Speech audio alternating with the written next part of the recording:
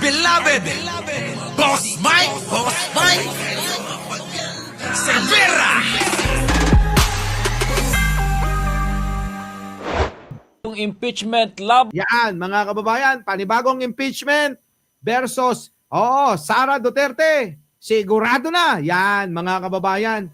Hindi ho ito dapat tantanan eh. Mga kababayan, lahat po tayo, kahit po nasa ibang bansa kayo, tulad ni Mark Ramos, diba? Napanood ko po kayo sa Radyo Pilipinas, idol. Kahit ikaw po, napanood ko po kahapon, yun, mga kababayan. Kasama natin si Mark Ramos kahapon. So, eto na nga, makinig ka, Mark Ramos, Etong panibagong impeachment versus BP Sara, sigurado na daw. Kasi mga kababayan, hindi ho dapat ito tantanan ng kung sino ang mga tao na dapat nagpupursige at gumagawa, mga kababayan ko. Di po ba? Kung ang eto nga mga kababayan kanilang ititigil na, ang tanong sa taong bayan payag ho ba kayo na mag-move on? Ang sagot nyo, hindi Di ba? Ayaw nyo. Ito na, pakinggan ho ninyo. Panibagong impeachment, versus BP Sara, sigurado na. Ano yan? Pasok! Ang panibagong impeachment laban kay Vice President Sara Duterte. Sigurado na umano ngayong 20th Congress kung hindi magbabago ang ruling ng Korte Suprema. Brigada Haji Caaminio, ibrigada mo. Hindi malayong maghain muli ang Kamara ng panibagong impeachment complaint laban kay Vice President Sara Duterte sa Pebrero ng susunod na taon sa pagtatapos ng one-year bar rule. Ito ang pananaw ni House Committee on Public Accounts Chairman Terry Ridon. Ito mga kababayan, talagang hindi ho tatantanan nila. Kung hindi man magbabago ang desisyon ng Korte Suprema, meron pa naman, sigurado, ito dapat galingan nyo na. Sa mga nasa Kongreso, Sir, Boss, Amo, Panginoon, mga kongresista, galingan nyo to. Kasi nakasalalay sa inyo ang kagustuhang malaman ng taong bayan na katotohanan. Baka naman, galingan nyo lang dyan. Pero hindi pa rin kayo lusot sa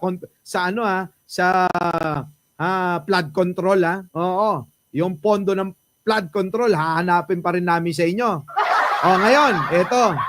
Baka naman katakutan ninyo dahil pare-parehas kayo ng ginagawa. Sa mga kongresista na matitino, baka naman tutukan nyo ito. Galingan nyo na ho yung pagkamada, yung pagsasampa ng impeachment complaint. Para hindi ho tayo nagkakagulo-gulo tulad nito. Di po ba? Matuto na kayo sa naging desisyon, nakita na may pagkakamali daw doon sa pagsasampa nyo. Ayusin nyo na sa madaling salita. Eto na. Bakit? Sakaling panindigan ng Korte Suprema ang naunang ruling na nagdedeklara sa Articles of Impeachment bilang unconstitutional. Sa pulong balitaan, sinabi ni Ridon na tiyak na interesado pa rin ang mga kongresista na mag-refile ng impeachment. Mga kababayan, interesado pa rin, magre-refile daw. Ng mode o pamamaraan kung dadaan man sa Committee on Justice o automatic transmittal mula sa plenaryo.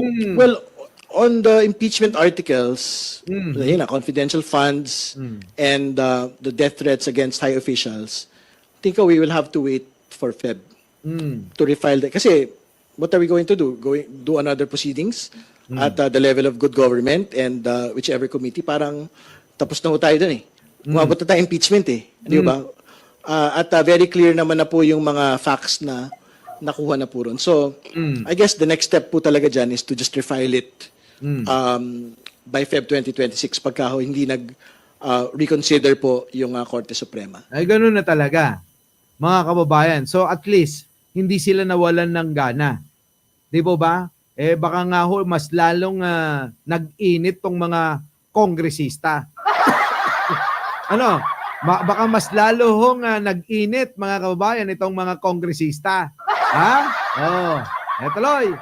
Bagamat maaga pa para masabing kailangang sundin ang mga bagong rekisito na itinakda ng Korte Suprema, pinakamahalagang tanong pa rin ay kung kailangan bang may managot sa usapin ng confidential funds at pagbabanta sa matataas na opisyal ng bansa. Oo nga, ano na yun, okay lang pala yun.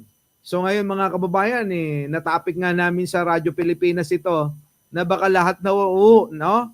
Baka lahat na ng mga politiko maging asal vlogger na. Para bang nakikipag-flip top na lang, mga kababayan, sa mga kasalungat nila. Ano nang kwenta, mga kababayan? Ang pangit. Ano po? Ang pangit. Malayong-malayo, mga kababayan noon. Malayong-malayo, paano, Sir Mike? Oo, Lord Tristan, kung babalor... Lord Tristan talaga babalarahorain na naman ng Senado yung bagong impeachment case ni Buday. Kahit galingan pa ng Kongreso. Ayan. Diyan na magkakaalaman. Ano ba? Papayag pa ba kayo? O kayo ay kikilos na? Ano ang magiging desisyon ng taong bayan? Papayag po ba tayo na binababoy na lang ang ating gobyerno, ang konstitusyon, ang batas, at yung rules diyan sa Senado, mga kababayan ko? Nasa kamay nyo na ho yan. Nasa kamay nyo na ho ang pagpapasya. Tandaan nyo, kung sakali na kahit galingan pa ng Kongreso, ang kanilang isasampa diyan sa na impeachment complaints, mga kababayan ko, wala pa rin. Kayo na ho yan. Nakasalalay na sa taong bayan. Nakasalalay na sa kamay ng taong bayan yan. Di ba ba? Eto na. Pinag-uusapan na Boss Mike bukas, sampahan ng impeachment ang Korte Suprema. Sabi ni Mona Luis, pwede rin naman. Tuloy. Tiniyak din ito na handa niyang suportahan o i-endorso ang impeachment complaint sakaling maihain. I think we might be inclined to support it. Diba? Kasi wala naman nagbago. It's just the periods that had changed. So, it's the same evidence that we're talking about. Kita nyo, wala akong pagbabago. Yung pa rin yung mga ebidensya. Yung pa rin yung plano. Madelay ng madelay, mga kababayan, okay lang. Sabi nga nila, huli man ang magaling na ihahabol din. Di ba?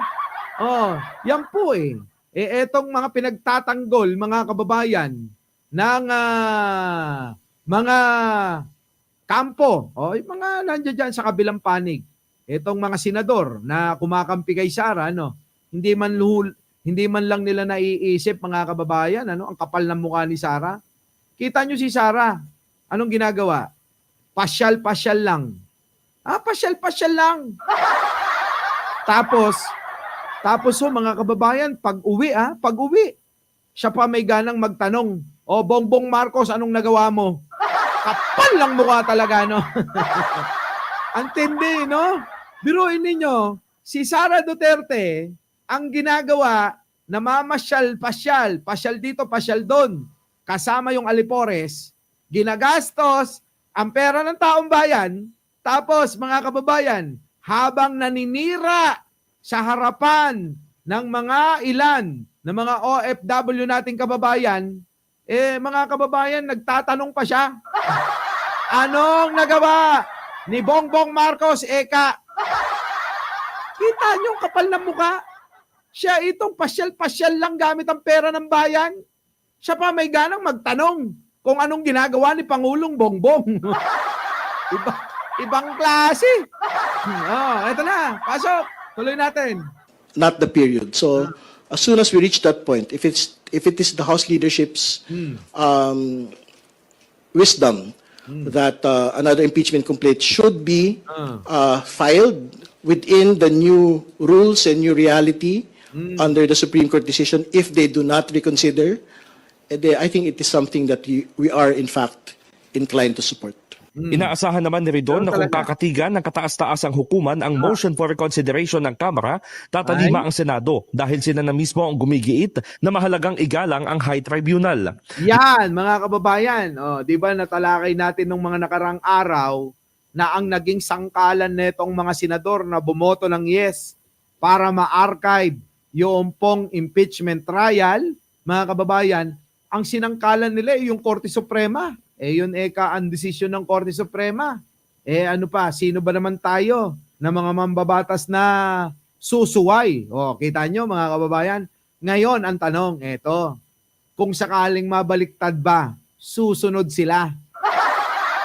Sa tingin nyo mga kababayan ko, kung sakali na mabaliktad ang desisyon ng Korte Suprema, susunod kaya't gagayahin kaya nila yung ginawa nila nung nakarang araw na sinangkalan nila yung desisyon ng Korte Suprema? Yan ang malaking katanungan mga kababayan ko. Kung susunod sila, di ba? Ito na. Ito na. Sabi, yan, Mas nakabuti pa umano na archived lang ang articles of impeachment kahit na marami ang sumisigaw ng hustisya, lalo't hindi naman ito tuluyang pinatay, kundi itinabi muna at maaaring buhayin kapag binaligtad ng korte ang ruling. Yan. In the heart. Yan, mga kababayan ko. Pwede pang buhayin kapag binaliktad. Buti na lang talaga, hindi nila tuluyang dinismiss, Kasi yung gusto ni Marcoleta, kung inyo natatandaan, kaya sila nagtalo ni Ping Lacson, ipinipilit ho ni Marcoleta na nasa ruling daw ng Senado yun daw pong dismissal. Ito kasing gumagawa ito ng sariling interpretasyon sa batas no. Etong si Marcoleta. Eto na mga kababayan ko. Dito na tayo. Ewan ko ba bakit gustong-gusto nyo tong mga tao na ito. Pakinggan ho ninyo. Pasok! Diyos, ibinoto pa natin. At yung mga sumusuporta sa nagmumura sa Diyos, ibinoto pa natin. Pumili pa tayo ng talagang outrightly ay hinahamak o minumura ang Diyos. Narinig nyo? Isa pa. Yung nagmumura sa Diyos, ibinoto pa natin. At yung mga sumusuporta sa nagmumura sa Diyos, ibinoto pa natin. Pumili pa tayo ng talagang outrightly ay hinahamak o minumura ang Diyos. Kita nyo mga kababayan ko, pinaringgan lahat yung mga senador dito. Pinakinggan mga kababayan yung pinaringgan yung mga DDS, Grabe mga kababayan, mga kababayan. Eto mga kababayan, biruin ninyo, binoto nyo daw, sabi ng isang obispo, yung isang taong nagmumura. At binoto nyo rin yung mga sumusuporta doon sa taong nagmumura sa Diyos. At isa pa, mga kababayan ko, kasama dyan, si Buday nyo. Grabe, antindi. Nako, ano ba mangyayari sa bansang ito? Puro karahasan na lang ba ang gusto nyo? Puro hindi mga magagandang ehemplo yung pong mga niluluklok ninyo. Grabe. Kakahiya, mga kababayan? Nakakahiya. Yan po si Buday. Our beloved Boss Mike!